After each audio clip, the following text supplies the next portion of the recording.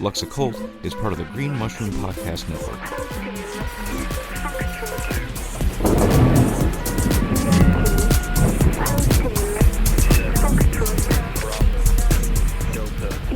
I am Hecate of the Crossroads, who stands at the threshold of sleep to welcome you into dream.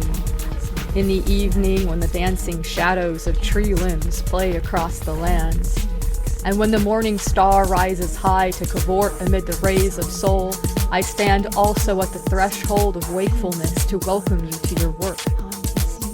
I am Hecate who stands at the crossroads of life and death. When you are new, I cradle you with tender care, protecting you from harm that might befall you. And when your candle burns low, I will welcome you home to sit with me always in the house of magic. I am Hecate, mother of witches. I will stand at your back during any just battle and tend to the wounds you encounter in the field.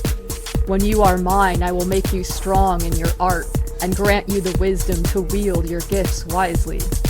I am Hecate who rides the tides of the moon and adds weight where it is needed to restore balance. I am Hecate, the cord that binds, and the knife which cuts this cord. I am Hecate, Enodia, Chithonia. Hecate, Enodia, Chithonia. Hecate, Enodia, Chithonia. Hell Hecate. Hello and welcome to Lux Occult. This is the podcast where we gleefully taunt the mundane, butcher the Latin and most other languages, and we also discuss a variety of occult, esoteric, and adjacent topics, exploring the intersections of magic, art, science, philosophy, technology, and so much more. This is, of course, occultism for everyone. I'm your host, Lux Strata, and if you're hearing the sound of my voice, that means that magic and this show are for you. If you want them, there are a lot of different ways to be more free in the world, and using magic or making space for a spiritual practice in your life can be one of them. As always, I don't speak for anybody but myself. Others can, will, and should disagree with the things that I say sometimes. How would we ever learn anything if we were all in agreement on all things at all times after all? And like those who attempt to be reasonable should be willing to do, I am often in the habit of revising my opinions based on new evidence and experiences. Alright, really stoked to bring you a great conversation I had with Becky, Annison, creator of Wreck This Deck, the solo role-playing and journaling game in which you modify playing cards for magical purposes. It's become a bit of a cult classic in the chaos magic, eclectic witchcraft, and also gaming communities for good reasons, and it could be argued that playing this game could be a good inroad for people who are interested in exploring a magical practice but are finding some blockages to doing so. Of course, doesn't need to be used this way, but it could. Not only is role-playing a gentle space for growth, which is something that we're going to be getting into today, but Wreck This Deck introduces things like journaling practice, which might feel a little bit more approachable to new people if it's in the form of a game and perhaps has a lower stakes feel. We'll talk about the idea of the transgression of norms without causing harm, and we'll touch on the magical power of narrative when we get into using Wreck This Deck to trap pop culture demons as well. We will also hear Becky's advice about designing one's own games, and hear about her new project, Lovecraft-esque, which is a storytelling game in the H.P. Lovecraft universe that she and Josh Fox from Black Armada Games have created, and it's very cool. During an episode within the episode, we were going to hear from George Lizos about his new book, Secrets of Greek Mysticism. We're going to get into the origins of myth, talk a little bit about Eris and the Golden Apple, and hear about how George used dowsing rods while in the Greek temples he visited to help him connect with the gods, and a lot more. George is approaching things from the perspective of somebody who has spent time in the New Age community, so his work is informed by that perspective. And he's done some really cool traveling and training to find his way into being a priest of the fairly newly recognized Greek religion, Hellenistic pantheism. I really loved hearing his perspective about connecting with the Olympian gods and what they represent in the universe, and his journey into writing the book, Secrets of Greek Mysticism. All right, so lots of cool stuff to get into here today, but before we do, let me remind you that if you like the show and the other work I've been getting into, you can support it on Patreon. If you do so, you can take a bibliomancy break with me, and there are no tiers or levels or what have you, so give as you will. Buy Me a Coffee is also an option for those who wish to show their support with a one-time donation. Thank you so much to those who are already doing this. Your support makes this show possible by allowing me to cover the expenses associated with making it, thereby justifying to myself the not inconsiderable amount of time I spend. I really do appreciate the opportunity to be making this thing and having the resources necessary, and many thanks to the support which is making this show possible. Although I'm a pretty introverted person and don't use social media much more than I feel like I sort of have to. I'm not like they're checking on stuff every day or anything like that. It certainly doesn't mean that I don't want to hear from the awesome listeners of this show. I'm beyond lucky to have such amazing folks tuning in and sharing their thoughts and all of the rest of it. So I always welcome people's questions, comments, suggestions, or arcane revelations. You can reach me at luxoccultpod@gmail.com, or you can find me on Instagram at luxoccultpod. A note there, apparently there are some fake accounts. I will never ever reach out to you offering services of any kind. Just a note there. Alright, I'll be back in a bit to introduce the episode within the episode, featuring George Lizos to talk about Hellenistic polytheism and the secrets of Greek mysticism. There will also be an update about what we have going on with the Green Mushroom Project and Void House, our new experiment in creating a consent-forward magical space for doing group work both in person and online. But now, I'm super stoked to share the first part of my chat with Becky Annison. Although the game Wreck This Deck was created for and is marketed to the general gaming audience, magical practitioners who take a look at it might immediately notice its potential to be used as a magical tool. Some people in my online communities have been talking about it for a little while now, and there was a sort of debate about whether or not the creator of this game was aware of how magically active or useful a tool they'd created. So naturally, I wanted to investigate and get to the bottom of this question. I reached out to the folks at Black Armada Games and let them know that I was interested in interviewing Becky Annison, creator of Wreck This Deck, and the rest is, as they say, history, and I'm so stoked to present it to you here now. Alright, without further ado, here is the first part of my chat with Becky Annison.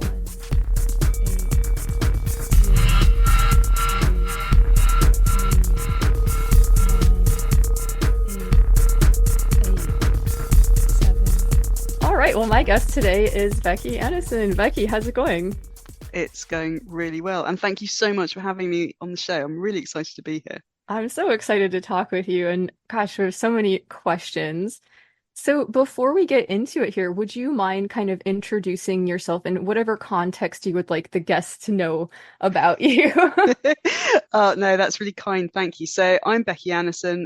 My pronouns are she and her. And I think the context that I most want your guests to know about me the is listeners. Oh, sorry, your listeners. My bad. They're kind of like guests. They're here in spirit. Absolutely. No, I love that.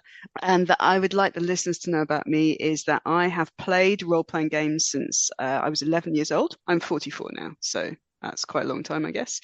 And I've been designing role-playing games for also a very long period of time.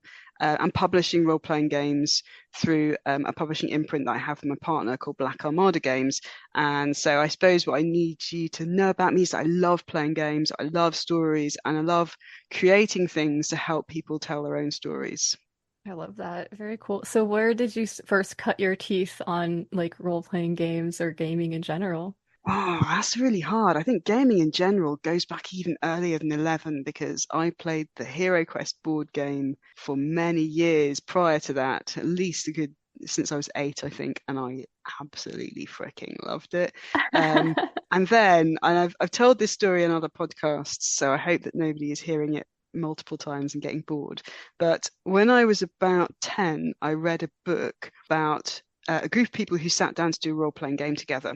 I have no memory of the title or who wrote it, but what I do have a very strong memory of is that it was quite clearly intended to be a sort of satanic panic morality tale. Role-playing was bad. You shouldn't do it. Look what happened to this bunch of kids who did it. It completely messed them up. Oh my God. And I read this book when I was 10 and I read it and I went, wow, role playing sounds amazing. I Sounds want to be rad. in. I want to do that. And so I saved up all my birthday money when I had my 11th birthday. And I remember my parents take me out to WH Smith, which is a place in the UK you can buy books. And back then you could buy role playing games there. And I bought a copy of Dungeons and Dragons. And that was it. All right. No, I love it. Yeah, I've definitely played a fair bit of Dungeons and Dragons and Call of Cthulhu and other adjacent games, and it's something that I find a lot of joy in and have, dabbled with mixing, magic in my own practice with myself. And so I'm so excited to get into your creation, Wreck This Deck. And so this has kind of been like a smash hit. Although this was like created as a sort of like normie game, people in my community have taken this thing and they've really kind of run with it in their own directions and stuff. And so I have a lot of questions for you from my Discord server, and I'm so excited to get into it here. So let's give the listeners a little bit of like, what is Wreck This Deck in a nutshell? So Wreck This Deck is a game where you take an ordinary deck of playing cards and you take a journal that you're going to write in, because this is a solo journaling game. So we're going to create ideas and prompts so that you can write diary entries as a character. And the character is a mage in a sort of a near future world like our own, or a magic user, and you do rituals with these cards to trap demons in them to do magic. But one of the things that I really wanted to do with this game is this is not just a game where you write in a journal and I give you prompts or the cards give you prompts.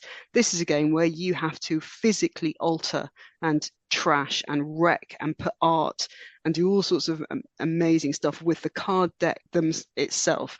So the idea is at the end of the game, if it ever ends, because it doesn't have to end, but you have created a physical artifact of wrecked cards along with the story that you've been writing. Yeah, I love that. It's so cool. So people that are listening are probably already having their, wheels in their head spinning about ways that this could be, a really fun thing to experiment. I'm kind of curious, like, what was your process in putting this together? Like, what was the research that went into this like? Sure. So I think that the original influences from the game came from a few different directions. One of them is that I have a really strong memory of the artist trading card community, I think, which was quite active in the 1990s and maybe early 2000s. I was never a part of the community. I sort of watched it from afar, and I loved the idea of people taking small cards, making them beautiful, putting art on them, and then sending them out into the world and swapping them with others. It just felt so kind of grassroots, so kind of that direct human connection with another human, and I absolutely loved that. And then sometime later, I'm also a big board gamer. I love playing board games, and my partner and I, our favorite board game for a very long time, up until 2020, and you'll know why when I say that it was Pandemic, the board game. After 2020, we really lost our taste for it. But up until 2020, it was our absolute. It's a brilliant game. It's really well written, and just challenging. before, Good, beautiful, really beautiful. Just before 2020, we had just finished playing Pandemic Legacy, and Pandemic Legacy is a board game where you play it over, I think, at least 12 sessions. And every time you play it, something happens in the board game, which means you alter the board. And they provide stickers and things like that. And during the course of one of the games that we played, you had to rip up a card. And I have this incredibly strong visceral memory of my partner saying to me, I can't do it. And I was like, you have to do it. It's in the rules, man. You got to do it. He said, I can't do it. So I took the card off and I ripped it up. And there was just this amazing moment of, this is a transgressive act. Now, I know it's a tiny thing. I know it's not a really transgressive act. But as I took that board game component, and board games are quite expensive, and I ripped it into half, I just thought there's just like a little tension in me that released then. And that release of that little bit of tension and that kind of feeling of, oh, I'm doing something I'm not supposed to do. Like, I probably should say another thing that I do in my life quite a lot is that I write in books all the time, especially cookery books, but not just cookery books. I annotate my books, I write in them, and I want them to look well thumbed and well used. And I love this idea of creating artifacts that have almost like the fingerprints of humanity on them. They're not just a static, something static. It's like part of the art of it itself is that a human fingerprints are on it, and changed by the object's relationships with humans. I love that. And that little release of tension reminded me of conversations and books I used to read many, many years ago about gnosis and that sort of thing. And I just thought, oh, there's something really in here. What if I write a role-playing game where I'm kind of challenging people to do that, to alter something which isn't supposed to be altered? And I had originally thought it'd be very cool to do that with tarot cards because they're A, quite expensive, and B, I think the idea of transgressing by modifying or cutting or sewing to a tarot card, that's even more powerful than using a normal deck of playing cards. And I have done that with tarot cards when my own solo play of wrecked this deck. But I also wanted the game to be just like really easy for people to pick up and play. I didn't really want there to be too many barriers to playing it. And the idea of now you've got to go out and buy an expensive tarot deck and wreck it, and you don't even know if you're going to enjoy the process or the experience. That felt like that was not very inclusive. Sure, that makes a lot of sense. Well, I'm so glad that you addressed tarot because that was actually one of the questions that we had for you. Cool. Was, because you did warn in the book, or Jax warns us in the book, I think it is, not to use tarot cards. And I was talking about this because I actually do have a tarot deck that even before I heard of Wreck This Deck, I've been wrecking and modifying and improving this Rider-Waite Coleman Smith deck and making it my own. So I thought that was so fun. So in your solo play, you have used tarot cards? Oh, absolutely.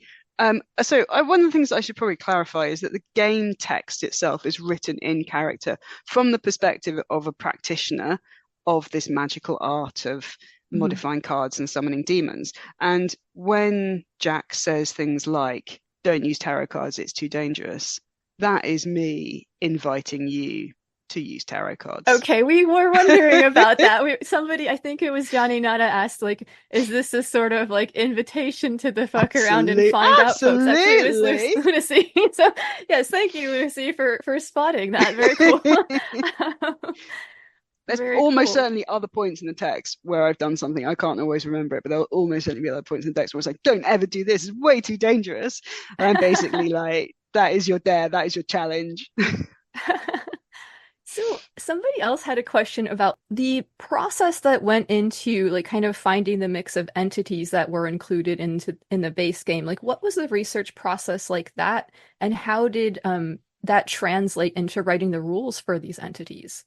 Yeah, that's a really interesting question. So obviously for the eagle-eyed amongst you, most people will know that firstly, they're demons you can easily find by Googling.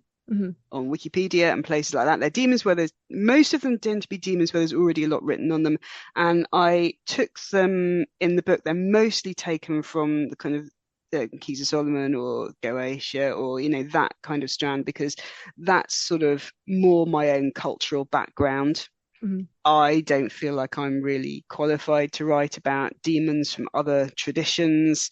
I would love to see somebody who was writing supplements for Jinn or, something like that. But so I very much was thinking, well, this is what I know. This is my cultural background. So this is what I feel is appropriate for me to talk about and write about. But I have invented demons that are not real and don't exist. Maybe. Or maybe they do now. I was recently thinking I would quite like to do a supplement where I do pop culture characters or entities. I would love to see the kind of the deck that has the Donald Duck and what was I thinking of the other day? I'd love to see someone do a Warhammer 40k version with Warhammer 40k demons, but I don't want to get sued by Warhammer 40k for copyright infringements. That's not going to be me. But I'd love to see like Warhammer 40k demons, Cthulhu, Donald Duck, Mickey Mouse, like a real mashup deck like that. I think that would be so cool. That would be rad. Or like taking a bunch of cards from like different games and making like a deck out of that. Or that could be cool. Or, yeah. I'm pretty sure somebody has done a mashup deck where they've got some Uno cards in their Wreck This deck, which I really love. I thought I that could was use a reverse really card cool. every once in a while. You know Exactly. what? And you can really have fun and play around with it. And that's what I think is so kind of it is kind of, but it's also kind of a bit subversive, isn't it? It's kind of fun, but it's taking this pop culture stuff and weaving it in. I know that somebody who wasn't comfortable with doing the demonic stuff has done an angel deck, which is totally cool. I think it's personal taste. I think that the vibe of the demons in the game is just a bit more interesting to me than doing an angelic deck. And I think also because you can get angel oracle decks already, so that was kind of less interesting to me than exploring the demons. But yeah, make up your own demons, go for it.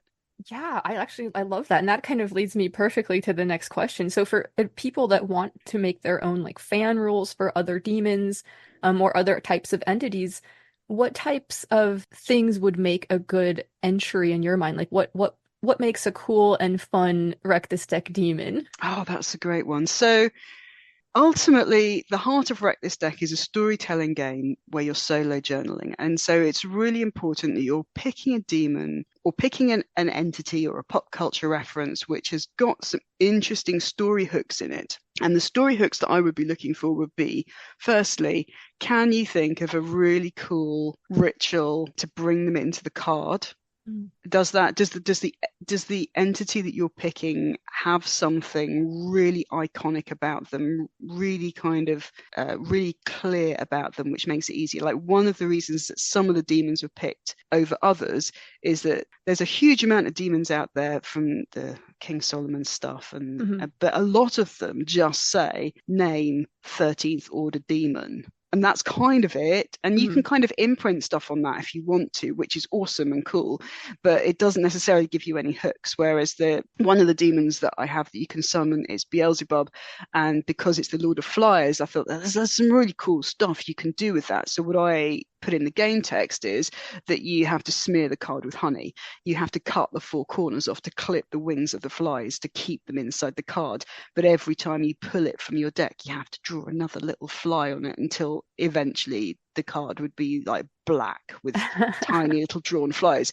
So that is kind of it's kind of evocative, and it's kind of visually quite cool to be doing that with the card.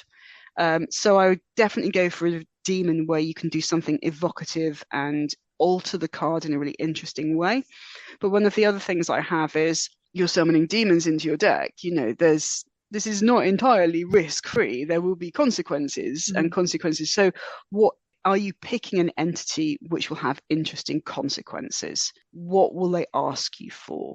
That wouldn't be like crazy. They're not going to go like ask you to go and eat your neighbor, because that's not interesting. That's going to stop the story. That's going to kind of cut it off. But they might ask you to take a secret and tell it to an inappropriate person. That's an interesting story hook. And it's also something which is, again, creating that sense of, this is pushing me further than I want to go, but it's not like cannibalism. It's not really, really evil stuff. And I kind of like that sort of that tension between that feeling that you're on a slippery slope. Yeah, that makes a lot of sense. Thank you. Foxtrot 3, Romeo 2, 2, 4, Yankee, Romeo 7, Bravo, Delta, Quebec. Greetings, it's me, Luxa from the future. I hope you are enjoying the episode so far. Thanks so much for listening. We're going to be getting back to the rest of my chat with Becky Annison in just a little while here, including more questions from the community. We'll talk about if Becky feels that the game could be considered real magic or not, and we'll ask the question, where is the line between a game and magic anyway, and more. But now I am very excited to bring you this episode within the episode, in which I talk with George Lizos about the traveling he did and the journey that he took, which resulted in his new book, Secrets of Greek Mysticism. He'll share with us about how he used dowsing rods in the temples he visited to find good spots to meditate and connect with the different gods. We'll talk about Eris and the Golden Apple, as well as the origins of myth and where to find the gods. George is also kind enough to elucidate a term that I've been trying to parse out for quite some time now, which I very much appreciate. And there's a lot of useful information here about how to contextualize deity work, I think. All right, I will be back in a little while to share some updates about what we have going on with the Green Mushroom Project and Void House. But now, let's get into my conversation with George Lizos and the secrets of Greek mysticism.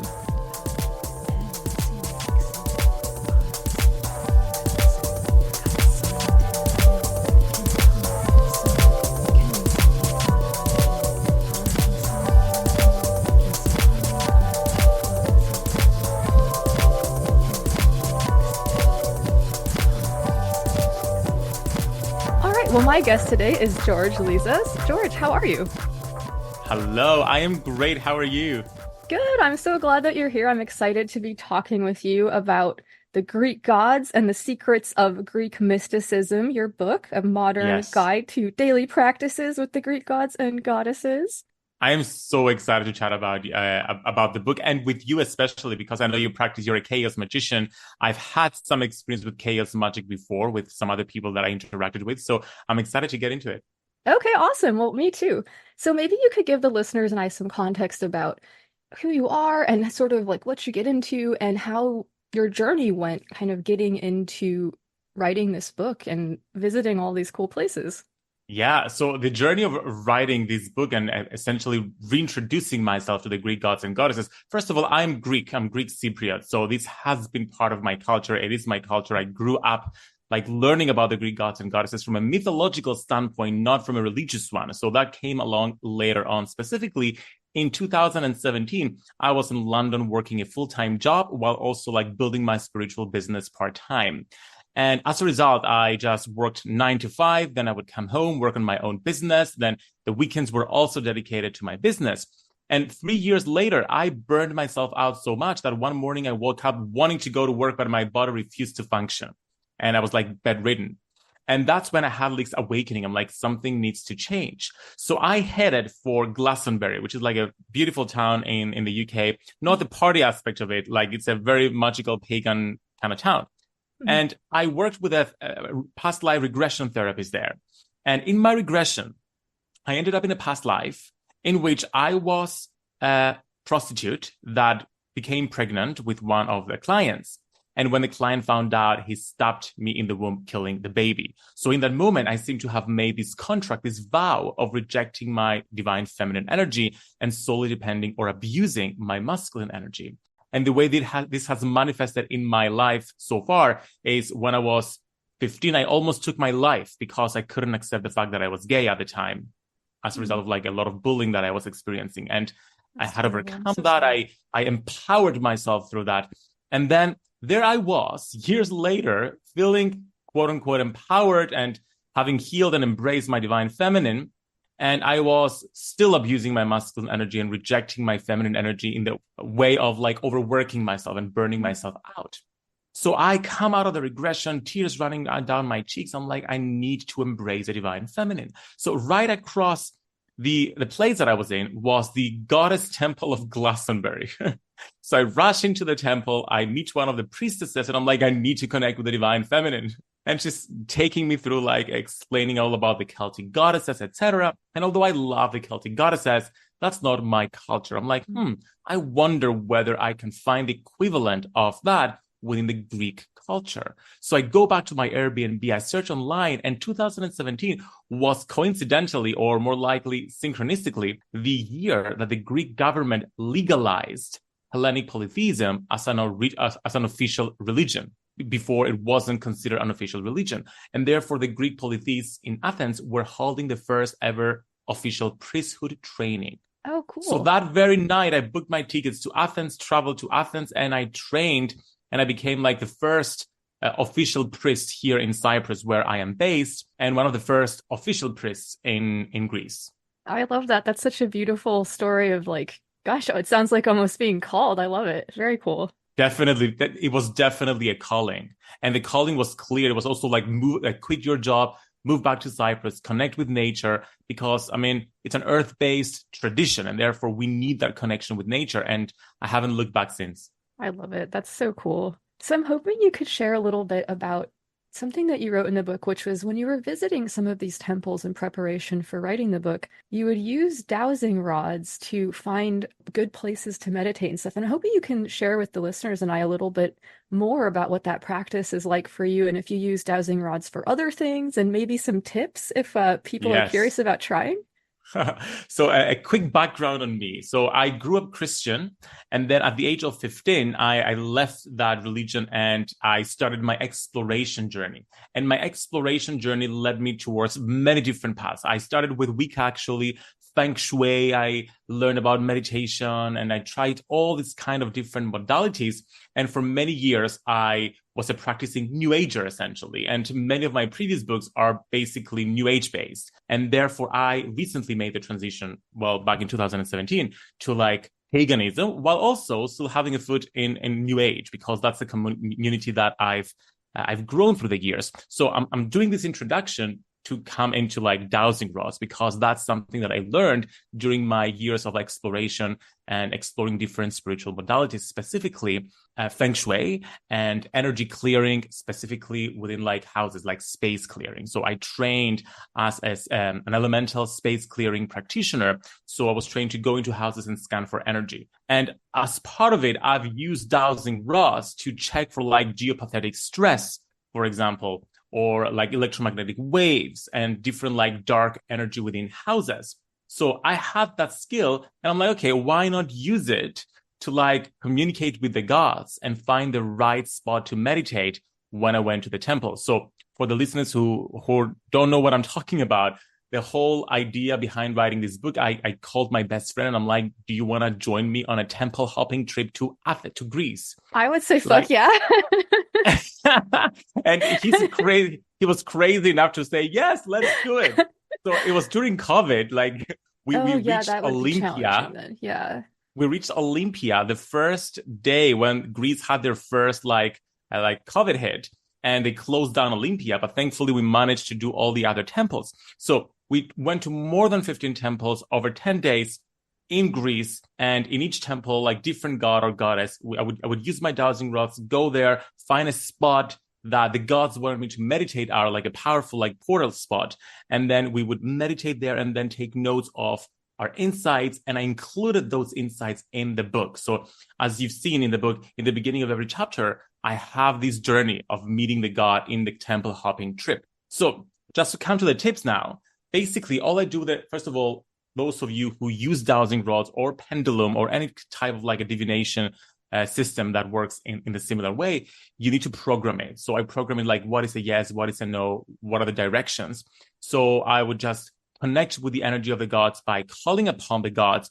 And I like to use the affirmation, and I teach that in the book, saying I am, followed by the name of the god. So I am Hera, or I am Aphrodite, or I am Apollo, to like really bring in the frequency of the god within me. And then I ask them, where do you want me to meditate? And then the rods would point towards the direction, and then to confirm, like, is this the right place? And then they would cross for a yes, or they would go like wider apart for a no.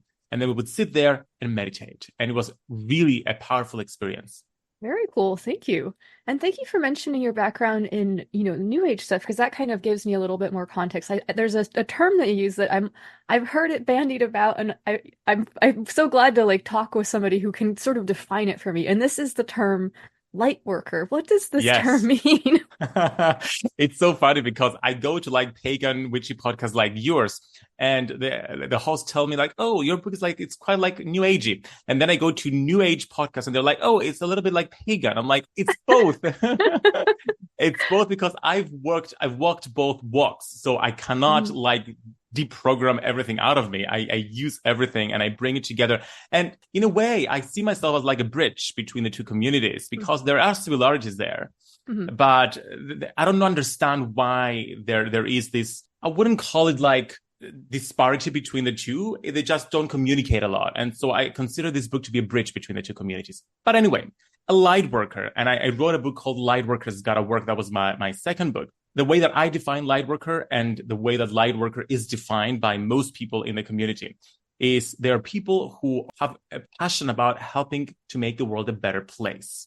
So I've talked with many people on a spiritual path, and the common thing I hear is, I just want to help people heal, or I want to help make the world a better place. I want to raise the vibration of the world. And so it's a calling that a group of people have around creating global change. And I've termed, and many other people have termed, these group of people as light workers, because they know their light, they feel their light, and they use their light to create positive change in the world. So what I've done in the book is I've created the book as a system for people who want to create change in the world, but also for people who just want to work with the gods and goddesses from a pagan perspective.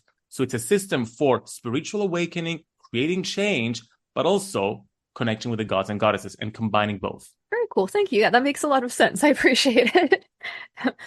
Now, there is a story in here that I really can't wait to get into, because this is the story about Eris and the golden apple. And of course, as a chaos magician, and although I would never just, admit to it, a Discordian sometimes, this is a fun and important story to me and a lot of the listeners, I think. And so I'm so excited to see that you've included it in the book, along with its kind of more, I guess we could say, like, occulted meaning. Like, you do mention that there are these different layers of understanding these myths or stories, and different people having had different experiences and different training will be able to sort of like dissect different levels of them. Exactly. So basically, what we learn about the Greek gods and goddesses, what they teach us in school, for example, is the mythological level.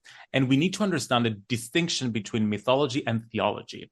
So mythology draws from theology, but not the other way around. So myths were created by deeply spiritual people, usually in the mystery schools, for the aim of communicating and storing powerful information about, like, spiritual information about the Greek gods and goddesses, the meaning of life, the meaning of the universe.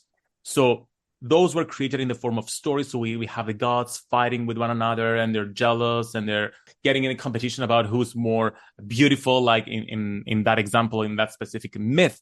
Mm-hmm. However, we need to interpret those myths in a symbolic, allegorical way to really understand what the meaning behind that is. So I use that story, that specific myth in the book, to sort of showcase how a myth that presents goddesses who fight as to, like, who's more beautiful can be interpreted, and we can learn, like, such important spiritual messages and meanings behind that. So just to, like, elucidate that a little bit more.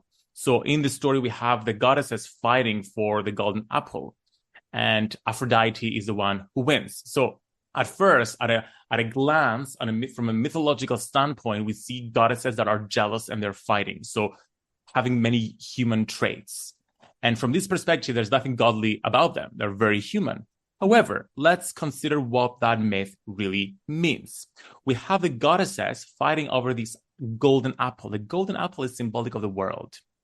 And the goddesses fighting over it is symbolic of the gifts they're bestowing to the world, and therefore what they bring to the world. And then we have Paris, a human, who chooses Aphrodite as the winner, because being human, he can only see what's obvious, the beauty that Aphrodite brings to the world, and not the other qualities, the deeper spiritual qualities that the other goddesses bring to the world. So it's a message about, like, okay, going deeper, and rather than just seeing what's on the surface level of what's beautiful, let's try to understand the virtues behind things, because the gods and goddesses represent different virtues that we're meant to embody so we can be better human beings and live virtuous lives here on earth. So do you see the distinction here between mythology and theology, and how we can glean so much out of a simple myth? Yeah, absolutely. And I think that is really interesting, that to remember that the myths were created by people within these schools, probably based on their own kind of internal experiences, we assume. I'm not really sure how they arise, but it's interesting to consider. It's a mystery, most likely. Yeah. And the thing is, we cannot take all the myths as they are, because they have been changed through the years. Mm. So many of the myths have been distorted. So we cannot fully interpret them to the degree to which that the ancients could have. Yeah, that's also good to remember as well. So I'm hoping you could share a little bit about the priest training that you've gone through or are going through now. Yes. So when I went to Athens in 2017, first of all, there are different groups in Greece, like polytheistic groups. Now, the one that I went to was considered at the time, and it is one of the two, like, official groups, like the official carrier of the religion. It's the Supreme Council of Ethnic Hellenes. They do have a website in English as well with lots of information that people can check out. So I traveled to Athens for a 3-day, essentially, priesthood training that trained me in like the basics of the theology and also the basics of the practicalities of like doing rituals. So that certified me as a trainee priest. Then it was up to me to keep on doing the work and keep on reading, educating myself, and practicing. So here in Cyprus, we have the first ever modern temple of Zeus. And it's like an outside temple. It's like built outside, out in nature. It's based on like ancient architecture, but it's like a modern temple. So every single month, we follow the Greek wheel of the year. Similar to the Celtic one, it has 12 festivals instead of just 8. And then every end of the month, we all meet there and we celebrate that specific festival. So that was part of my practice, and that's been going on for since 2017. I've been doing that almost monthly, but also having my personal practice at home, my household worship practice, and reading, a lot of reading, educating myself, and doing the work. So I took that training to heart. And many people just do the training and like, okay, I'm a priest. I'm like, no, you have to do the work. You have to like keep on learning. And that's what I've aimed to do. I'm not perfect. I don't know everything, but I keep on learning. Yeah, I love that. And it's not as formal as what you've gone through, but I've been initiated as a Hecatian priestess, and there is a lot of, similarities. And there's a thing about, being a person who's willing to offer this experience of her to those who want it, like to be willing to like do the work of being a bridge or, being a helper in that way, and to sort of like hold that space for people who want to find it and stuff. And yeah, I love that. Very cool. So is there a particular god that you are working with particularly closely or anything like that? Yes, my patron god is Apollo. And I talk about this concept in the book as well. We all have like a guardian or a patron god that works with us specifically throughout this life and possibly throughout our many lives. And it's a god. And by the way, let's define what the gods are, because mythologically they are like subject of myth, but theologically the gods, they represent universal laws and universal functions. And they're not just energies, they're not just archetypes, they are universal laws, they are universal functions. And we're all swimming in the ocean of the gods. So we're all part of that as well, because we're also part of the universe with a capital U, meaning source. Yeah, that makes sense. The true being. That's how the Greek called it, the true being. So Apollo is my favorite god, my patron god, because I feel that a lot of the frequencies and the laws that he brings, but specifically the law of harmony, is very much in alignment with what I do and what my purpose is in this life. However, I also work with Aphrodite a lot because I've needed to work with her throughout my life to like overcome certain like sexual trauma and embrace myself, accept my body, accept my loveliness, essentially. And according to myth, Aphrodite was born in Cyprus. So we have a long history and lots of ancient temples here dedicated to her. I love that. That's very cool.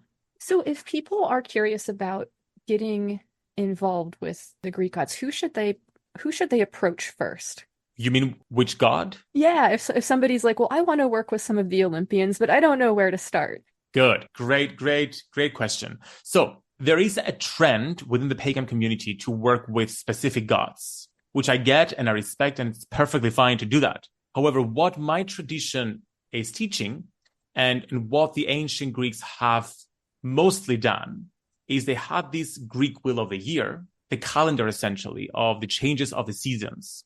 And every month was dedicated to a different god. Now, each different city-state, because Greece was not a unified country, it was like a different city-state, they had their own wheel of the year, honoring different gods, but they were all based on like the changes of the seasons. So what the modern Greek polytheists have done, they've put together and created like a common wheel of the year that everybody can use, starting in January with a Theogamia celebration and ending in December with the winter solstice, or in Greek, the Triesperon celebration. And every month we celebrate a different god or goddess and their counterpart, whether it's a male or a female. And we do this to like create balance between the masculine and the feminine energy, honoring also the different virtues of the god each month.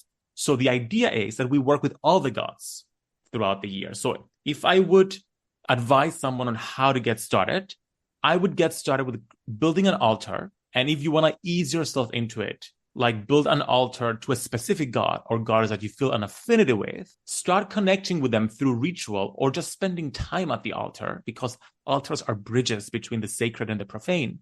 And then when you get the hang of it, then you can start working with the Greek wheel of the year to like work with all the gods throughout the year so you can embrace what they bring into your life.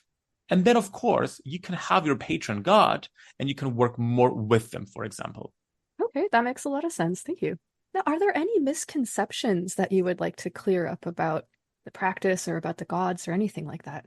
Well, the main misconception is that the gods and goddesses are not just in myths. They are real and they are universal laws.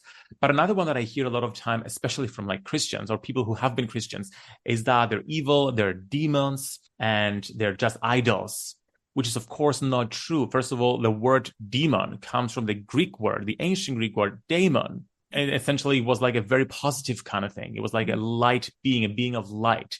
The spirit of ourselves, of our soul, was called like a daemon, for example. But of course, when Christianity took over, they distorted the meaning of that to make it like something evil. And they called the Greek gods and goddesses demons versus like the one and only God, their God.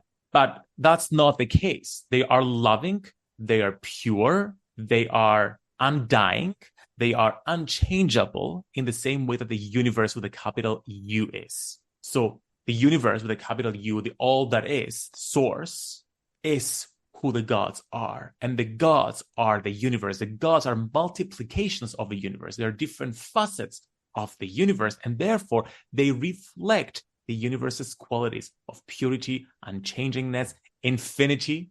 It's ever growing, ever expanding. And the gods are the same way. And so are we. I love that. Very cool. Thank you. Now, are there any last words or thoughts you would like to share with the listeners? And I really appreciate you taking the time to talk with me. This has been really interesting. So I want to talk a little bit about the epilogue of the book. So what I was writing there, because that is like the lasting message that I would like people to remember from this. So while I was finishing this book, I was very busy. I was like rehearsing for a Greek production of Mamma Mia. I was rehearsing for drama school exams, launching my online course, trying to finish the book, like trying to have a social life and failing at it. And there I was, like advising people to do like 3 rituals each month, like a new moon ritual, a full moon ritual, and then the monthly festival of the month. And I felt like such an imposter. I'm like, here I am writing about this, and I haven't done a single ritual in the past 3 months because I've been so busy. And in that moment, I went back to the notes that I had taken during my priesthood training in 2017. And I read a note from my teacher that essentially said, paraphrasing it right now, he said that you don't need to search to find the gods outside of you through ritual. We do the rituals because we choose to, because they help us connect with the gods, but we don't really need them. Because if we feel like we need to do a ritual to connect with the gods, that's affirming that we are separate from the gods and we're not connected with the gods and we are not the gods. But in truth, we are swimming in the ocean of the gods. The gods are within us and we are the gods. That's why in the book, I have these affirmations of I am Apollo, I am Poseidon, reminding ourselves that the gods are not separate from us, that we are part of them. And when we pray to them, we pray in an appreciative way, welcoming them in, recognizing their presence rather than searching for them. So in that moment, I placed one hand on my heart and I closed my eyes and said to myself, wake up. And the intention behind saying wake up was wake up to your inner divinity. Wake up to the realization that you are one with the gods. Wake up to the realization that you have all the gods' access and energy here right now within you. And even if you cannot do a ritual, even if you can't do every single like complex practice that I teach about in the book, you can do this and instantly you feel connected and you are one with the gods. I love that. That's so cool and so empowering. Thank you. Where can listeners find your work? So you can find me on my website, georgelizos.com, or on Instagram. That's where I live practically, George at George Lizos. And if you go to GreekMysticism.com, when you get the book, you can also get a free workshop with me for free, all about meeting your guardian god or goddess. And of course, Secrets of Greek Mysticism is available everywhere books are sold. All right, awesome. Well, thank you so much, George. This has been fantastic. Thank you so much for having me. I'm so grateful.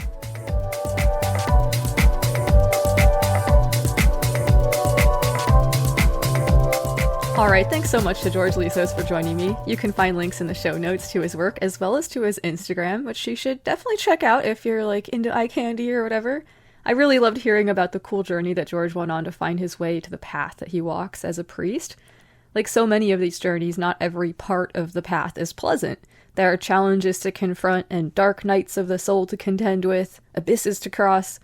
But we can see the triumph of the spirit over these things in George's story, which is a really inspiring thing. I appreciate George hanging out with me today and sharing about all of that, and also for explaining what a lightworker is. I've never been able to quite parse it out, but what he said makes a lot of sense. So the piece that I shared at the beginning of the show about Hecate was inspired by the process of connecting with the gods that George lays out in his books, which is what I might contextualize as a sort of invocation of the Olympians and their powers. I found the idea of writing something like that in that kind of format really inspirational, so thank you so much to George for sharing that in his book. Hecate is of course not an Olympian, she's older than that whole crew and is in the category of Titan instead, which I suppose makes a lot of sense if we consider magic to be an inherent property of the world, like time is, which is represented by Saturn, another Titan. Interesting stuff. You can write to me at luxoccultpod@gmail.com or get me on Instagram at luxoccultpod if you have thoughts about all of that. Okay, stoked to share the rest of my conversation with Becky Annison, including interrogating the question, is the game Wreck This Deck real magic or not? But let me first share with you what we have going on with the Green Mushroom Project and Void House. So we have lots of fun and free activities planned on the Green Machine Discord server, which is the home of the Green Mushroom Hypho Sigil project, and Void House, our new experiment in creating a consent-forward magical space. Join us for our weekly Fungal Friday chats about a variety of magical topics, as well as special events like ceremonies and seasonal celebrations. It's also a great place to come and ask questions or pose philosophical inquiries. We have a lot of people who are interested in sharing about what's worked for them in their practices and who are into getting into the esoteric side of things as well. We also have a monthly rune study group and a book club in which we are languorously and luxuriously discussing the book 6 Ways by Aidan Wachter. Now that we've discovered all 23 books of our 23 bibliomancy scripture, I'll be hosting monthly discussion groups on the 23rd, in which we will celebrate the number by talking about things like Discordianism, Temple of Psychic Youth or individuals, consent and maintaining personal agency, and dissolving control with the capital C, and doing some fun work with cut-ups and the giant cut-up we spent the last 23 months creating. In addition to learning stuff about magic and occultism, there are also several opportunities for learning about consent and how this applies to magic, spirituality, and the will and other cool stuff that will help people maintain agency, enjoy better relationships, and move more safely in the world. Very proud to announce that we'll be hosting a free 2-part workshop about consent, group work, and magic, which has been created especially for Void House by the Consent Academy, and which will take place September 14th and 15th on the Green Machine Discord. It's possible that the workshop itself might be held over Zoom, but we are organizing everything on Discord. Email and reach out to me on Instagram for a link to the Discord server if you're interested in attending or hanging out. I've decided to kind of pay it forward with this workshop by using some of the Patreon money that I saved up for the show to pay for it and offer it at no cost to people. So I'd like as many people as possible who are interested in being there to attend. There is a Foundations of Consent workshop that Consent Academy offers for free each month, and you can also take it for $15 at your own pace. Now, this is a sort of prerequisite for taking this special, more specific workshop that we're going to be offering for magicians through Void House in September. So check out consentacademy.com to find a calendar of their classes and workshops. There's a link in the show notes. I've also posted reminders about some of the workshops and classes on the Green Machine Discord. If you want to learn more about the Green Mushroom Project and Void House, check out the bonus episode between number 80 and 81 of this show to see a video presentation about the founding of the Green Mushroom Project and taking our work further with Void House. Been taking some classes this summer called Consent and Leadership with Consent Academy. And it's been really awesome. And it's definitely been a very helpful way for me to step up and try to serve my community a little bit better. And I feel incredibly proud that Void House is going to be offering these resources to folks in the chaos magic and broader occult circles. I think that having a better or more robust understanding of consent and its various nuances and things like that, and how this relates to magical work and communication and other things like that, will be an opportunity to forge new ground in a magical way. And I'm really excited to be a part of that. So while I'm thinking about it, I'd like to thank everybody who's been expressing enthusiastic interest in the idea of having consent be a central philosophical pillar of magical work. I'd also really like to thank all the Void House visitors who have been attending the consent workshops and chiming in with their thoughts and ideas about consent and magic and much more. It's been really fucking amazing. And yeah, I just feel so fucking stoked about it. Fuck yeah. So another thing that we have coming up on the Green Machine Discord server is a special event about Wreck This Deck, which is scheduled for Friday, August 16th at 9 p.m. Eastern. It's a special Fungal Friday chat. We're going to be getting into our experiences with playing the game and sharing some pictures of cards from our wrecked decks and more. And we're also going to be talking about ways that we can possibly play the game collaboratively and talking about ideas for doing that. So if you are curious about getting into the game or you're already into it, come and hang out. All right, well, without further ado, let's get back into the rest of my chat with Becky Annison, of course, creator of Wreck This Deck.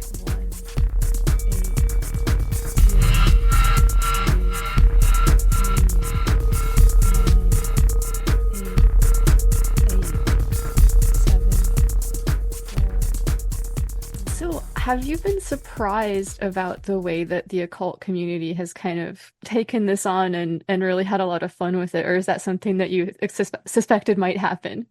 I had no thoughts in that direction at all. In fact, the first time I found out that it was being sold in an occult bookshop, I was really like, obviously I was amazed and like gratified, and this is really awesome. But I was also like really surprised and really shocked. I mean, I kind of think I shouldn't have been shocked. I think that was probably a bit naive of me. But I suppose, I tell you what it is. It's not that I didn't think the occult community would go wild and have an absolute ball with it. It's more that I never thought that they would find out about it. You know, the role-playing community is very small. This game is not Dungeons and Dragons. It's not on Stranger Things. And it's like, well, they're never going to find out. And who's going to find out about it outside of my tiny little pond of people that enjoy solo journaling role-playing games, which is pretty niche, And so possibly there's just some naivety on my part there. That makes sense, though. I mean, I guess what you're saying makes sense. If this is a niche interest thing, and like, although it does have the same, like, it has an occulty like theme and topic and stuff, it wasn't created for that purpose or anything. So that totally makes sense. But I love that it has taken off in the way that it has done. So, and this might be kind of hard to answer, but somebody wanted me to ask, the idea of like, where is the line between like a game and magic, and like, is Wreck This Deck, could it be real magic in your mind? Or I feel like, what I really feel like? I feel like I can answer it for me and my personal life, but I can't answer it for anybody else. Sure, what is the line between a game and magic for anybody else? What is the line between a game and something that has real world consequences? Capitalism is kind of a game. It's got a set of game rules that we have structured our community around, and it has a really big in-world effect. So I think that I like the fact that I don't necessarily feel like I need to say where the line is. And I certainly would never say where the line is for somebody else. What I would say, though, is that I think that role-playing is one of those liminal spaces, like the stage in the theatre, where you are stepping outside the normal rules. And when you do that, really interesting things can happen. And I would embrace that. And I would say, in the same way that the stage is a magical liminal space in many different senses, I think that role-playing is the same. I love that. So when you created the game, what were you hoping people might experience while they played it? Oh, there's two things really clearly in my mind that I wanted. I wanted people to experience what my partner experienced when he didn't want to rip up the card in Pandemic, and to recognize that in that moment they had the opportunity to do something unusual and special, and to experience that part of it, that sense of, I wanted people to feel that sense of, I shouldn't play with this, I shouldn't break this, I shouldn't alter this is not for me to change. And then I wanted them to change it and to feel the sense of, gosh, that was quite weirdly empowering.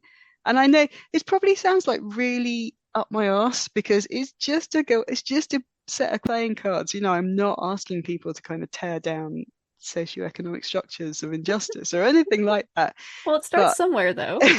I there think. you're probably right. But there is something I think really just changes your mindset. And then the other thing that I really wanted was, again, what I mentioned at the beginning, is that I think that artifacts where objects have been touched and manipulated by humans are just deeply beautiful things. And I wanted people to end up with a deck of cards which was covered in sigils and stitching and paint and blood, maybe not blood, and sap from trees and art, and not like amazing beautiful high art, but just something that had been changed by your hands, and for that to build up over time so that they could put their deck away for 6 months and bring it back out again and look at it and say, oh, I remember that was really awesome. Or to see a piece of painting that they've done on a card, to kind of appreciate the brush strokes and the interplay between the colors in a different way. I'm one of these people who, as I said, I love to see human fingerprints on things. I love when I've got a couple of mugs in my house which have been handmade, and the bit on the mug where somebody's thumbs have pressed the handle into the body of the mug. There's something just deeply satisfying about seeing another human's fingerprints like that. And so I also wanted people to experience some of that artist trading card community as well, that I remembered from back in the day. And I know that people have swapped cards. One of the first things that I did when I was play testing the game was that I emailed another game designer friend of mine and an in-character letter. And I said, I've got this card that's too hot to handle, and could you look after it in your deck for a while? And I posted it to him, and this must have been 4 years ago. And he messaged me the other day and said, it's still there. I've still got it, I love so that. my fingerprints are in his deck and that sort of thing. I love that. Yeah, that is so cool. Have you made any other occult themed games, or is this the only one so far? Oh, so my back catalogue as a role-playing game designer is that I tend towards the supernatural or the horror, I would say. As a child growing up, as I said, I loved Dungeons and Dragons. Sure. I loved Hero Quest. I was really into fantasy. Have I written a fantasy game? No. I've written games based on the works of H.P. Lovecraft with my partner. I have written a game about werewolf pack dynamics. So a lot of stuff about werewolves. And so, yeah, I've tended to write those. I did co-wrote a game with Grant Howard, who's another game designer who's a great friend of mine, and we co-wrote a game for his Patreon a little while ago, which was, I would say it's kind of like a companion game to Wreck This Deck. It's called Lexinomicon, and you take a book and you alter the book and you find prophecy and messages from another world by doing strange things with an actual physical book, and you have to alter the book. You have to. That sounds dope as fuck. Wow. Okay. Very cool. And I know there's a community. I don't think anybody in the magical community is playing that. Maybe I haven't heard about it yet, perhaps. That sounds rad. If you look up Lexinomicon by Grant Howard and me, then that does what Wreck This Deck does, but it does it with a book. Okay. All right. Very cool. Well, that is good to know. So I'm curious, for people who are hearing you talk about game design and things, and they're wondering, if I wanted to make a game, how does one go about this? What are some kind of general thoughts and advice about creating games? Sure. I think I've got three main pieces of advice. The first one, of course, is probably the obvious: just do it. You don't need anybody's permission. The second is, I think it is really useful when you're writing a game to firstly take an audit of what you really like. What are the things that make your heart sing, and how then might you replicate that in a game? There's slightly, it sounds a bit wanky actually, but I remember somebody asked me, what do you design for first, Becky? Absolutely ages ago. And I said, I work out how I want my game to make people feel. And then I write a system or a setting that is going to elicit those feelings. And those feelings could be, I want people to get really into a complicated strategic war game. And so I'm going to write rules to give them that experience. That is not the sort of rules I write, in case anybody is rushing out there thinking I didn't do that. Or I want this game to elicit the feelings of camaraderie and complicated power dynamics that you might experience if you're in a werewolf pack. And that's how I wrote Bite Marks. And again, this game, Wreck This Deck, I wanted people to experience what my partner felt when he refused to rip up a card in a board game. So I would say, like, audit what it is that you like, and then think about what mechanics, what setting is going to produce that result. The next thing that I would do is play a lot of games. And I know that sometimes that can be hard, but there are an amazing amount of online communities now making it easier than ever to play games.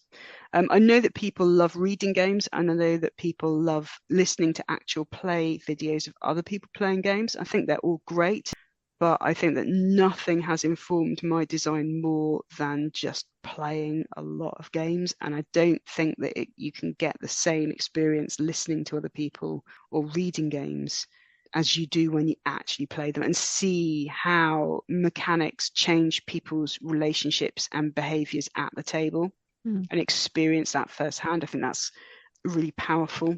And then I suppose the last thing I'd say is once you have written the game, play it and see, does it do the thing that you thought it would do? Does it do something more interesting? Or do you need to tweak the mechanics? Do you need to change the instructions to get the result that you wanted? Yeah, that makes a lot of sense. And it's interesting how much intersection I'm hearing between this and what I do when I plan like a ritual, like when I want to have a ritual about protection or whatever, I want to have that a sense of protectiveness as like, they want to have a sense of power and other things. And, so what is this experience that we're hoping to create? And then how do we build that? And yeah, that makes a lot of sense. Thank you. Very cool. Awesome. One of the things there's even more crossover between oh really Magic tell and me role more. playing. No, I'm saying that like this sense of when you write a game, you write them these mechanics and these instructions to do a specific thing, and then you test to see if they do that, and if they don't, you modify it and you iterate until you find the formula that works for you. Absolutely. Yeah, I love it. Fuck yeah.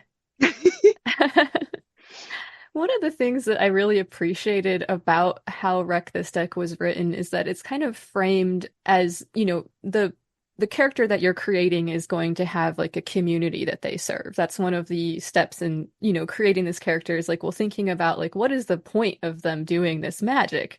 And that was something that I really appreciated, just sort of like framing it very, or couching it very like nicely within that sort of community service mindedness. And I was hoping you could talk a little bit about your rationale there and everything. Yeah, I think partly it was an antidote to, not an antidote's unfair. It was an answer, or it was I wanted to respond to other games or other media where the mage is kind of more selfish, or they're involved in Byzantine power structures, where they end up not really serving anybody except the already rich and powerful. And I wanted to marry up this idea with the people who play this, the characters that people create in this world of Wreck This Deck. They're embedded in their community.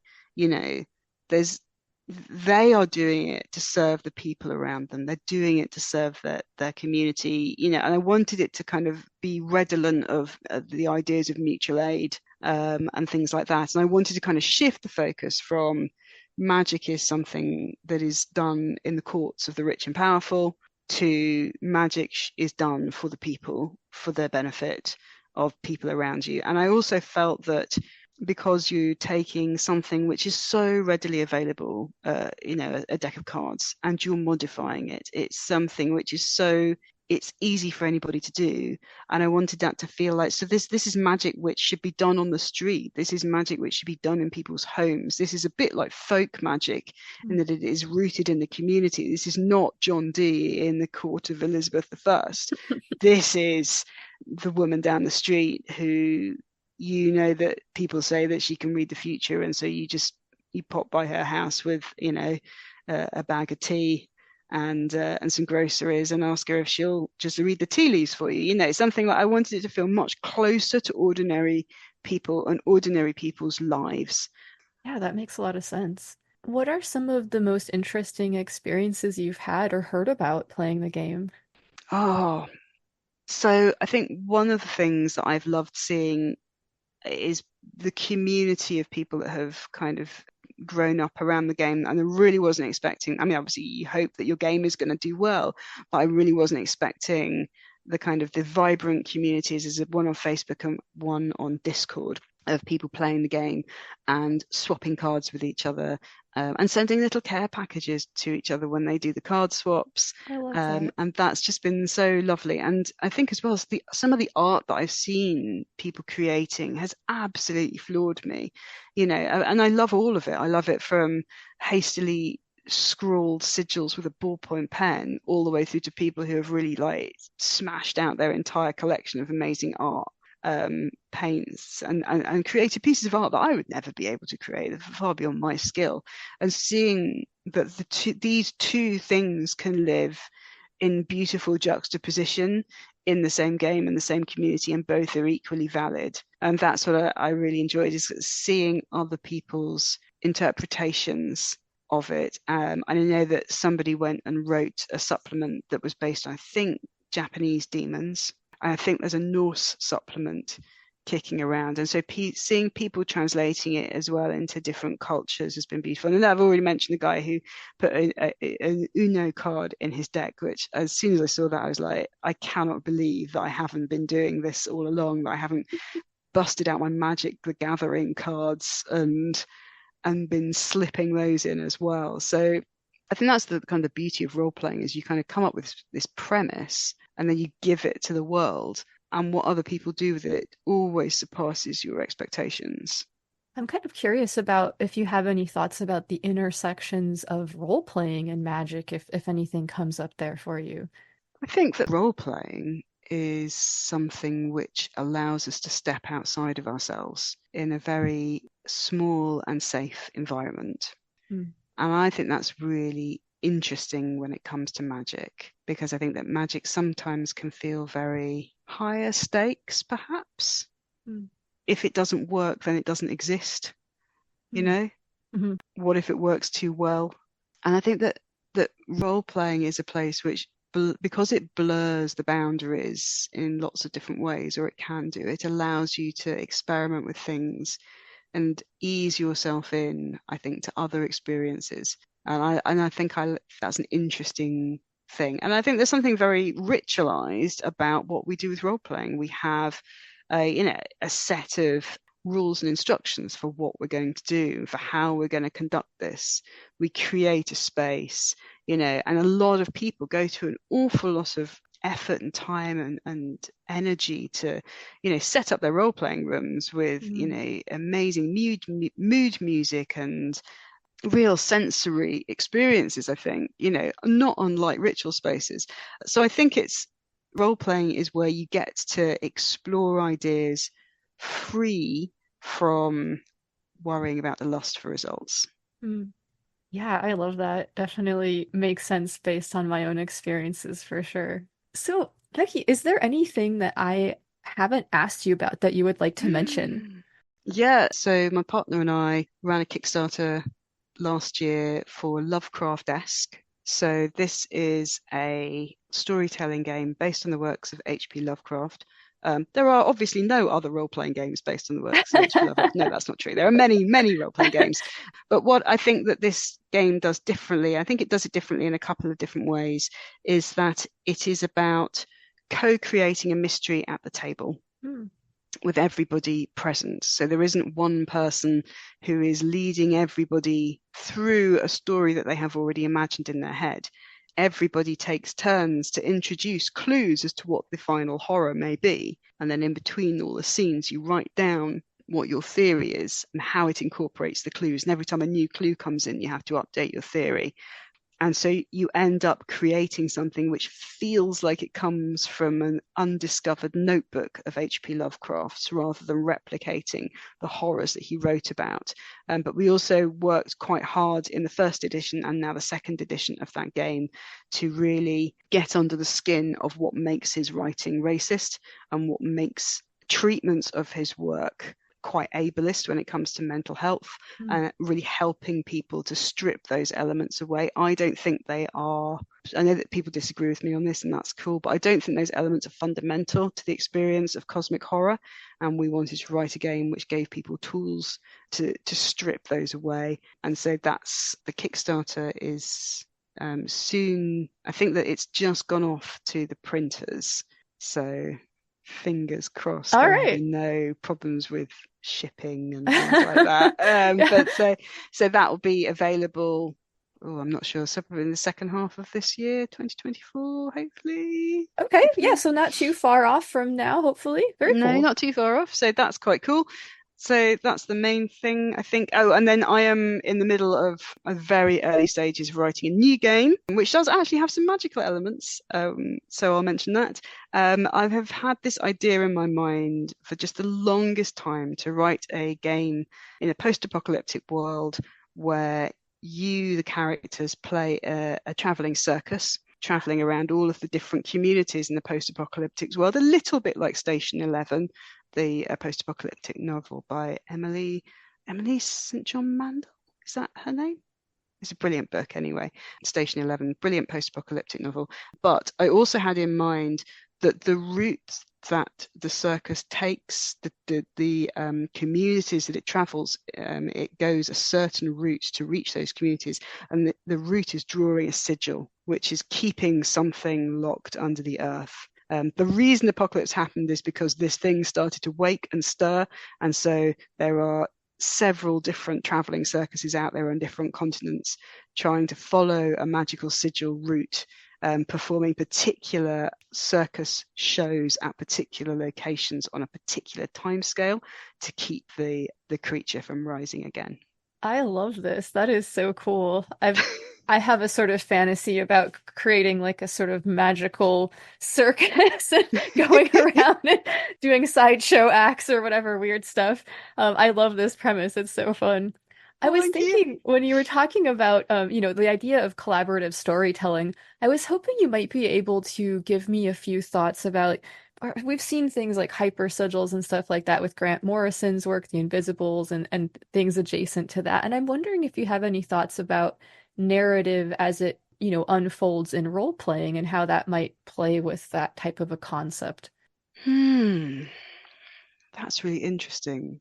So I think that one of the things that role playing does is, and not all games, but some games are very specifically designed to elicit this, is it can teach us how to listen to what somebody else is saying, take the idea that they've given us, instead of saying, no, I don't like that, I'm just going to reject it, saying, well, this isn't perfect for what I had in mind, but I'm going to embrace it, I'm going to build on it. And so I think there's something really, really powerful in there, both in terms of creating a better story than you might otherwise have created on your own, because you're getting this injection of ideas that you're having to adapt to. But I think also there's something about creating community when you do that and when you engage in that, because like nothing makes you feel better in a role-playing game than introducing an idea and having somebody else say, you know what, that's so cool, I'm going to take that idea and I'm going to take it in this direction.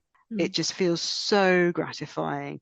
And so, so it binds a community of gamers together, I think, so well, because that little flush that you get inside you of, my idea was cool enough that this other person took it and ran with it and did this other amazing thing. That's a powerful thing.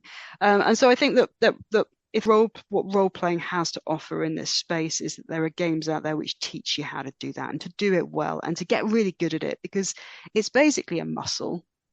Nobody is born perfectly knowing how to improvise and incorporate other people's ideas and twist and turn and do cool stuff with it. It's a muscle that you need to practice, and role-playing offers us some guardrails, some advice, and a safe space to experiment.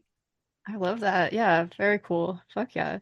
So before I let you go, do you have any questions that you would like to ask me? Oh, wow. So I didn't know until recently that there were even that many people playing it in the occult community. And so I think the question that I would like to ask you is, what is the coolest thing you've seen done in your community with Wreck This Deck that I have no idea about? So, I mean, I think similar to what you've said, I think the thing that's really brought me a lot of joy is that seeing the art that people have made with the cards and the fact that they're excited about it and sharing it. Like, I always love it when people are excited about their creative projects or their magical practices. And when there's that shared community enthusiasm, it's just something that's so generative, and I just take so much joy in it. So I think there's a couple of cards. I think it was for the Luck Demon. My friend Dave Ardrey made a really beautiful Luck Demon card with beautiful flowers all over it. I forget the demon's name. It's slipping my mind. I'm notoriously bad at names. But yeah, so just little things like that, and seeing how excited people are about. I really like when we can bring things that are fun and exciting and maybe even have a sense of like nostalgia into our practices, like things that just spark that joy. To steal it from Marie Kondo, sorry. No, I love that. But yeah, something, that sparks that excitement, that sense of wonder that I think is really something worth cultivating. So Beautiful. Yeah. I think as well, like with the mutual aid kind of roots Yeah. or influences of the game, one of the things that I've never thought to do, but which I'd love to see people doing, is I summoned a luck demon into this card and I sent it to you because I know you've been having a hard time recently and I think you could do with a bit of luck. Yeah, I love that. That kind of, I think there's definitely, I haven't experimented with that, but I think there's some really cool space for that as well. Absolutely. Fuck yeah. Well, would you mind leaving the listeners and I with some parting words or last words of advice or parting thoughts? I think I would encourage people to not underestimate the power of play, because it offers us a safe space to try things that might turn out to be absolutely life-changing. I love it. Fuck yeah. Well, Becky, where can listeners find your work?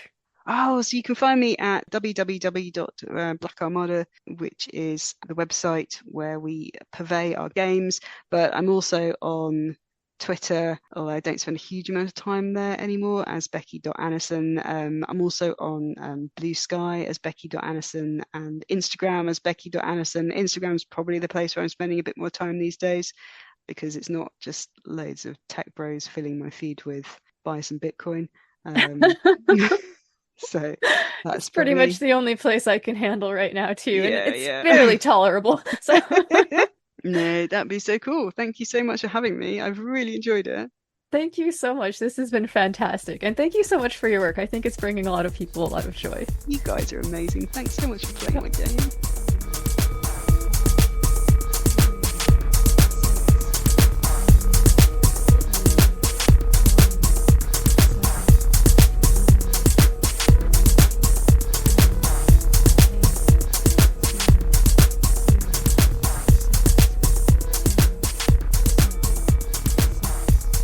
All right, thanks so much to Becky Annison for joining me. I really liked so much of what we talked about today. Very cool. I'd been kind of wrecking a Turo deck off and on for a few years before even learning about the game Wreck This Deck. It's gotten pretty popular in chaos magic and eclectic witchcraft circles, as I mentioned earlier, but I think that people who are into any tradition could find a way to play around with what's presented in the game. Becky hangs out on the Discord sometimes, and so if you have questions about the game or want to share pictures of your rec deck or your journal or whatever, or come hang out and talk about it, or join us for our special Fungal Friday chat on the 16th of August, you are more than welcome. Quick programming note here. I'm super stoked to be working on an episode featuring a conversation that I had with Erica Robinson about the Lenormand deck. Since we're talking about decks and whatnot, we're going to be getting into more card stuff coming up here. And this time getting in depth with a system that I've been really into for some time now. I still read tarot and cast an occasional rune here and there, but when it comes to sort of like everyday divination, Lenormand is definitely my go-to deck. I really like that the cards have not been overlaid with so much of what I think Michael M. Hughes called spiritual dross or symbolic dross or something like that, which basically means that maybe folks like the people over at the Golden Dawn who like to build these kind of giant filing cabinet systems, like the Hermetic Kabbalah, for instance, which in my humble opinion is a bit of a mess, though of course very useful for some folks, and I'm not trying to knock that aspect of it at all. When I study plant taxonomy, I learned that in systematics in general, there are typically sort of like two philosophical camps. The lumpers, who tend to lump things in terms of similarities, and therefore want to have fewer taxonomic classes, like genuses or family or other classes like that. There's also the splitters, who favor the differences and want to therefore have distinct classes based on them. And this is sort of a fun example, too, of the binary cognitive bias coming into play. But anyway, my point with all this is that lumpers like the Golden Dawn haven't gotten their paws on the Lenormand deck quite as much, and so they haven't put a bunch of other stuff on it. You can definitely find decks where there have been associations with things added onto it, but in a sort of general sense, it's a very simple symbolic element that is read in combinations with others. We've been talking about game design in this episode, and some of my favorite games are those that are rules light and strategy heavy, I think would be one way to say it. Love Letter is a pretty good example of this, I think.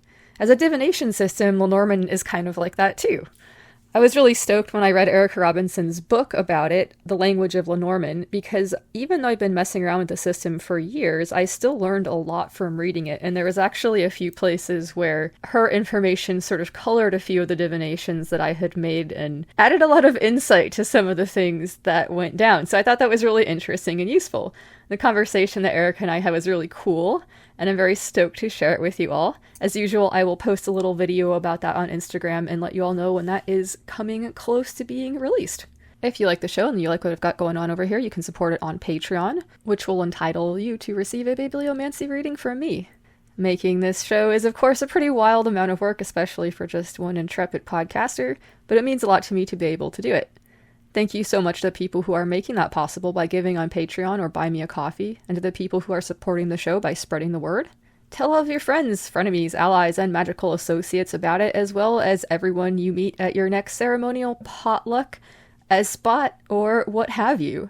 You can also post about it on social media or write a positive review where that's possible, or give it stars. All of these things are very helpful, so thank you so much to those of you who are doing that. And yes, don't forget to smash the fucking shit out of that follow button so you can get updates about when new episodes come out. I'm very excited to be presenting a workshop at Kinkschool, the online BDSM education convention this year, entitled Sex and Sigil Magic 101, alongside Damian Agony. This will be on November 23rd at 4 p.m. Eastern. We're putting together something that we think will be a really cool and useful set of tools for kinky folks and the magically inclined alike, and there will be a lot of other great offerings at the online convention as well. You can still get early bird pricing for the con for the next few days until the end of July, as well as getting 10% off tickets by using the code LUXA10, that's Luxa 10. Link in the show notes for that. Alright, let's do listener mail and shoutouts.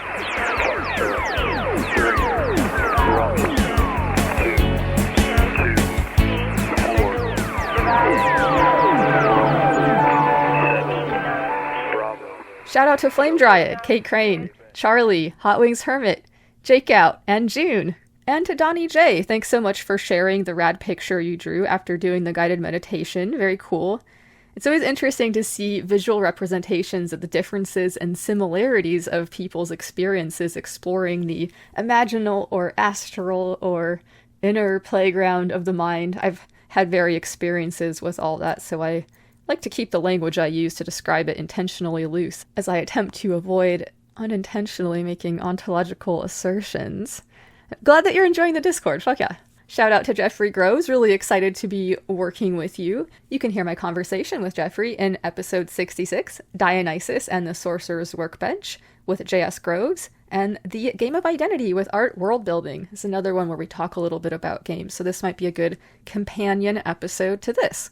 had lots of really interesting thoughts arrive in the proverbial listener mailbag regarding simulation hypothesis. I'm thinking that we'll get into all of that in the next episode since this one is already a little bit long. But shout out to everybody who reached out about that topic.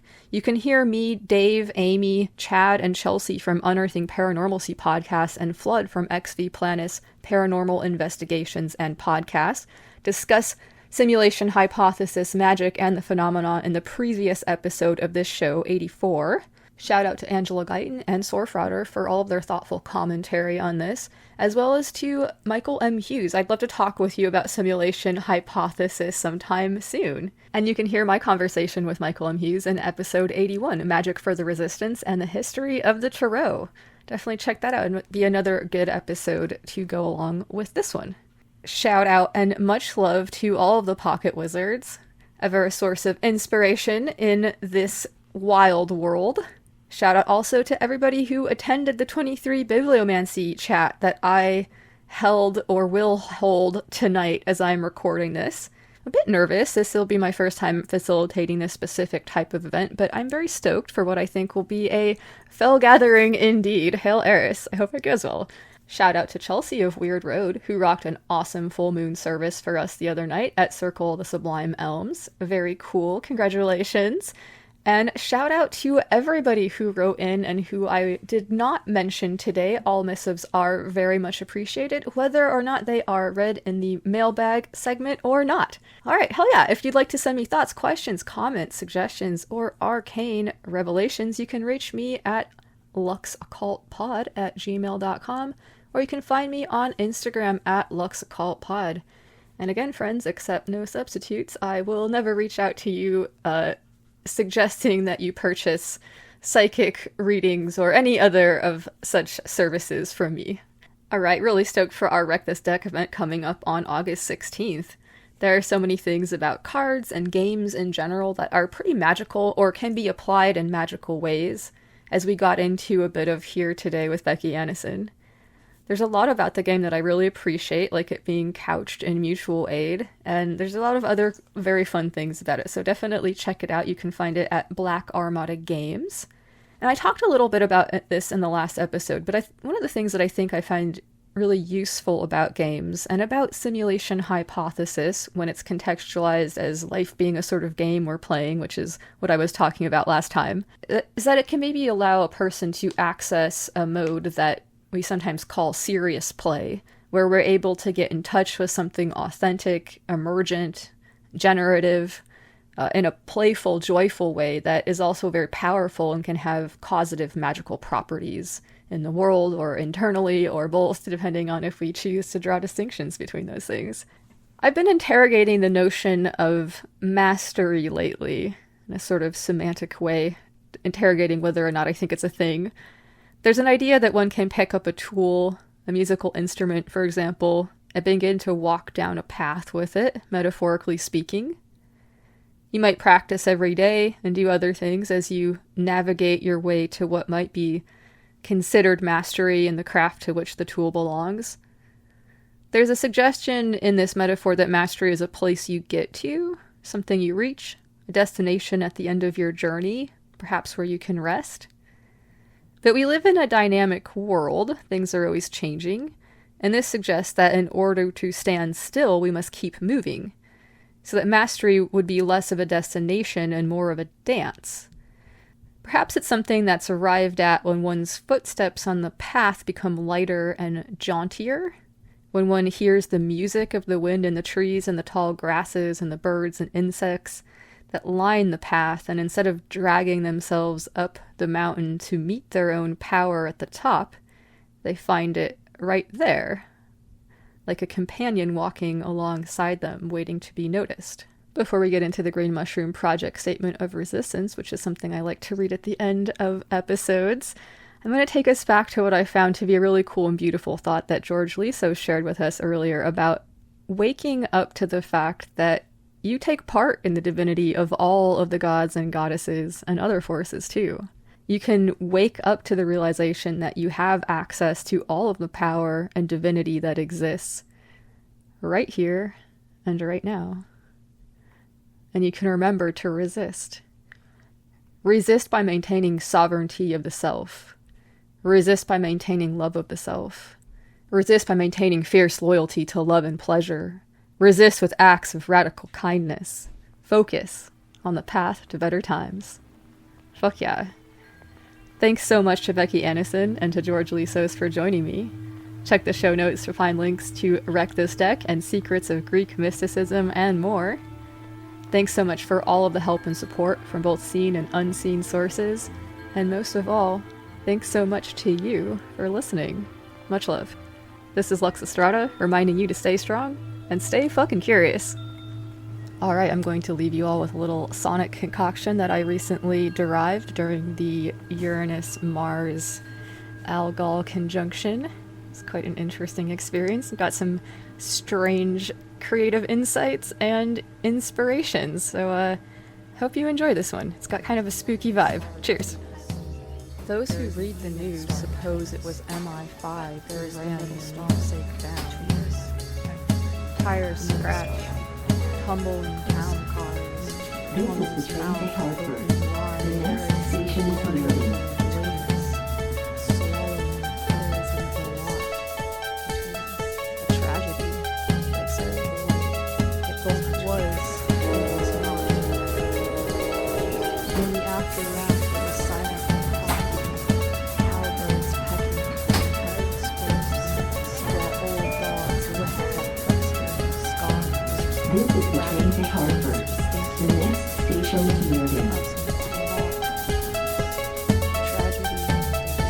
I am Hecate of the crossroads, who stands at the threshold of sleep to welcome you into dreamland. In the evening when the dancing shadows of tree limbs play across the land. And when the morning star rises high to cavort amid the rays of soul, I stand also at the threshold of wakefulness to welcome you to your work. From a tree nearby. I am Hecate who stands at the crossroads of life and death.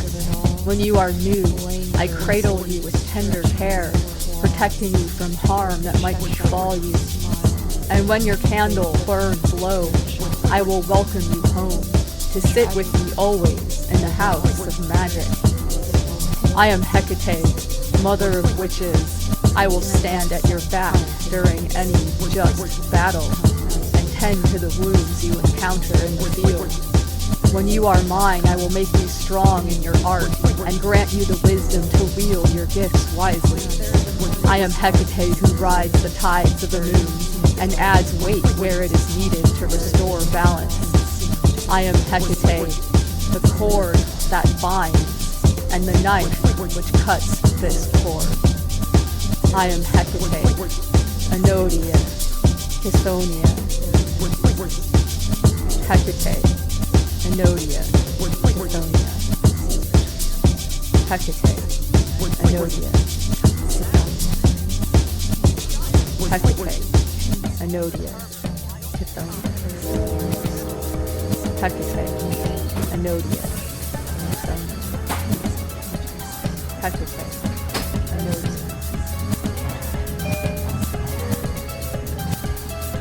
This is the train to Hartford. The next station is Meriden.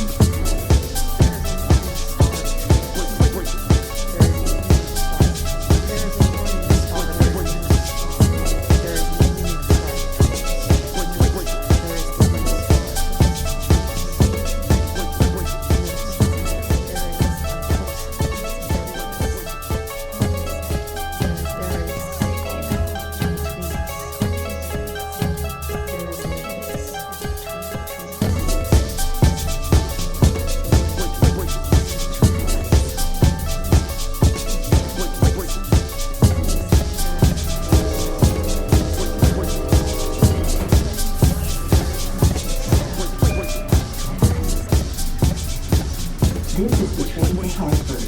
The next station is Meriden.